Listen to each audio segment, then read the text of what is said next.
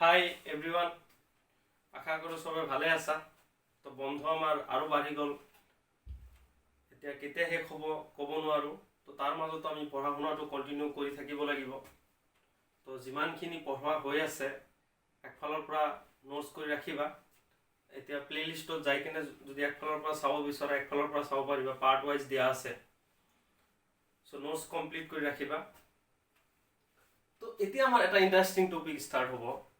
সেইটো টপিক হ'ল electric flux. Electric flux, বৈদ্যুতিক অভিভা বা বৈদ্যুতিক ফ্লাক্স, বৈদ্যুতিক অভিভা বা ফ্লাক্স বুলিও কয়, দুটাই কয়। এইটো বস্তু বুজিবৰ কাৰণে আমি এটা ডায়াগ্ৰাম আঁকি লৈছো, এটা এৰিয়া কল্পনা কৰি লৈছো। এইটো এটা এৰিয়া যাক এ দি ৰিপ্ৰেজেন্ট কৰিছো।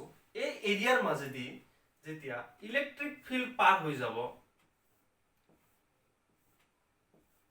ধৰি লৈছো ইয়াতে 5টা ইলেক্ট্ৰিক ফিল্ড ৰেখা পাৰ হৈ গৈছে, ক্ষেত্ৰ ৰেখা পাৰ হৈ গৈছে। এটুক মই ই ৰে ৰিপ্ৰেজেন্ট কৰিছো। সো এই যে এৰিয়াৰ মাজেদি যিমানখিনি ক্ষেত্ৰ ৰেখা পাৰ হৈ গৈছে তাক কি বুলি কোৱা হ'ব? বৈদ্যুতিক অভিভা বা ফ্লাক্স বুলি কোৱা হ'ব।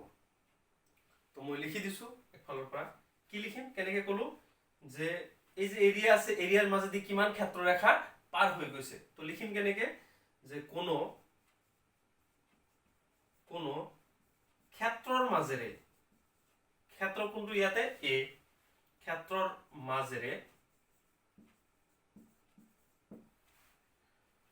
পাৰ হৈ যোৱা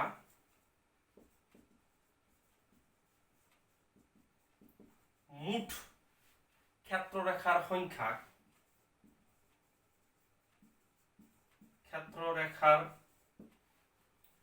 সংখ্যাক বৈদ্যুতিক অভিভা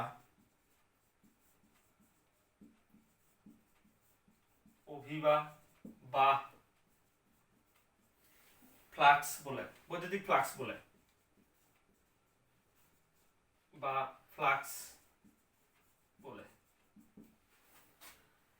এতিয়া আমি যদি ফর্মুলা লিখো, এইটো হল এরিয়া, ইয়ার মাজেৰে কিমান ক্ষেত্ৰ ৰেখা পাৰ হৈ গৈছে। বহুত সিম্পল, ক্ষেত্ৰ ৰেখা কিমান পাৰ হৈ গৈছে, এই যিমান ক্ষেত্ৰ ৰেখা পাৰ হৈ গৈছে সিমানে ফ্লাক্স সৃষ্টি হ'ব।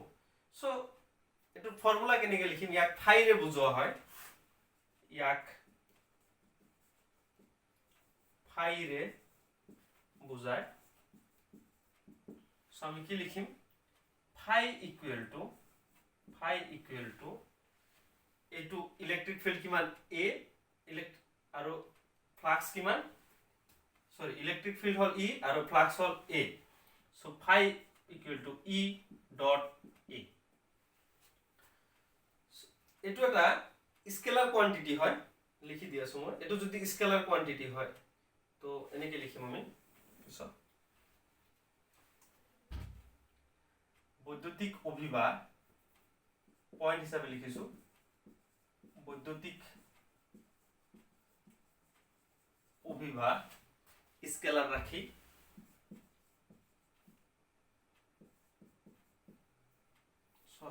ইংলিশ স্কেলার রাখি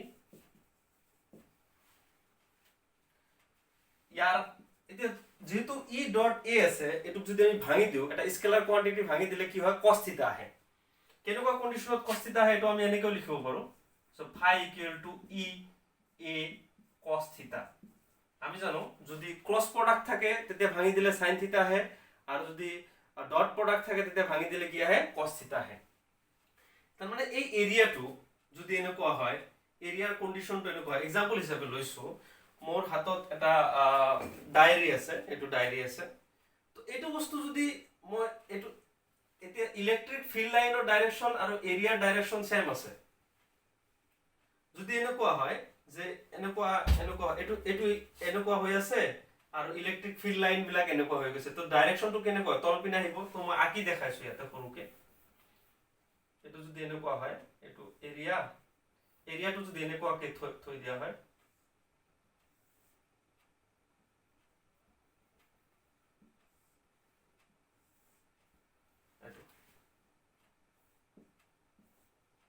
এটোৱে মই বঢ়াই দিছো।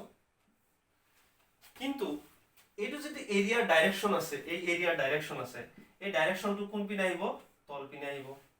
কাৰণ আমি জানো যে এইটো ভেক্টৰ এৰিয়া ভেক্টৰ ডাইৰেকশন তাৰ যেটো সাৰফেস আছে সাৰফেসৰ লম্বভাৱে হয়। কিন্তু ইয়াৰ এটো তো সাৰফেসটো কেনেকুৱা আছে এনেকুৱা বেকা হৈ আছে। তো এনেকুৱা তল পিনে আহি যাব। তো ইলেক্ট্ৰিক ফিল্ডৰ ডাইৰেকশন কোন পিনে আছে এই পিনে।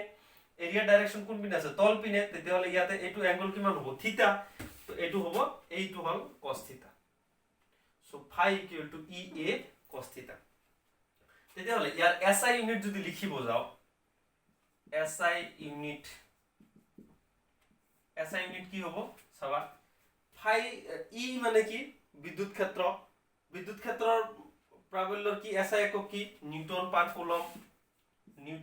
পাৰ কুলম। A মানে কি কালি মানে কি কালিৰ SI একক কি মিটাৰ স্কয়াৰ। সো ইয়াৰ SI unit newton per coulomb into metre square. So ইয়াক আমি আৰু এক ধৰণে লিখিব পাৰো ভাঙি দিছো মই নিউটন ইনটু মিটাৰ স্কয়াৰ। এটা মিটাৰ মই ইয়াতে ললো আৰু এটা মিটাৰ মই ইয়াতে থৈ দিছো। ইয়াতে মই C লিখিছো। নিউটন ইনটু মিটাৰ ডিভাইডেড বাই কুলম। এটুক আমি ভল্ট লিখিব পাৰো। ক্লাস 10 ত আমি পাইছো বৈদ্যুতিক অভিভা বুলি। সো বৈদ্যুতিক বিভব পাইছো। বৈদ্যুতিক বিভব মানে কি আছিল আর V equal to W by Q। W মানে কি আছিল কাৰ্যৰ SI একক কি হয় নিউটন ইনটু মিটাৰ আৰু আধানৰ SI একক কি আমি জানো coulomb. So newton into metre W কাৰণে হল W SI একক নিউটন ইনটু মিটাৰ আধানৰ SI একক হল কুলম তলত আছে। তো এটুক আমি এইখিনিক আমি কি লিখিব পাৰো V লিখিব পাৰো। সো এটু ভল্ট ইনটু মিটাৰ হ'ব পাৰে। ইয়াৰ আৰু এটা একক হ'ব পাৰো ভল্ট ইনটু মিটাৰ। তো আমি এতিয়া আমি ডাইমেনশন চাম। যদি ডাইমেনশন লিখো মাত্ৰা যদি লিখো কেনেকুৱা হ'ব সিম্পল।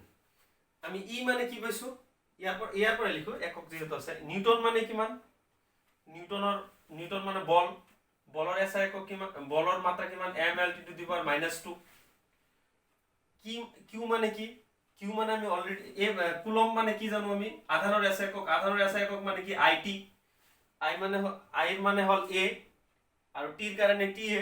সো এটো হ'ব AT আৰু মিটাৰ স্কয়াৰৰ কাৰণে কিমান হ'ব L square.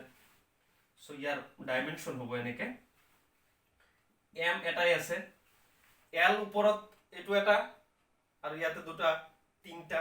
So L cube T তল ওপৰত দুটা আছে মাইনাস তলত এটা প্লাস আছে ওপৰত যোৱাৰ লগে লগে কি হৈ যাব মাইনাস হৈ যাব।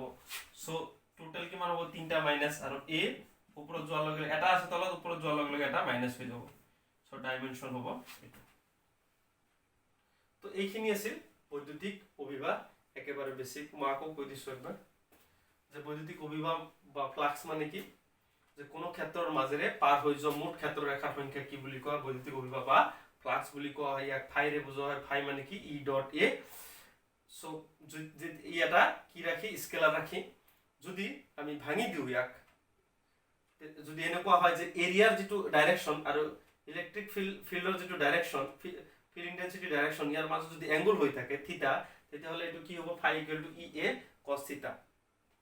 সো SI ইউনিট কি SI ইউনিট ইয়াৰ পৰা ওলাই লৈছো ইৰ কাৰণে নিউটন পাৰ কুলম এৰ কাৰণে মিটাৰ স্কয়াৰ আৰু এনেকে ইয়াৰ পৰা আকৌ পাই গৈছো ভল্ট মিটাৰ আৰু ডাইমেনশন পাই গৈছো যে ml cube t to the power -3 a to the power minus inverse so a to the power -1. Okay, thank you.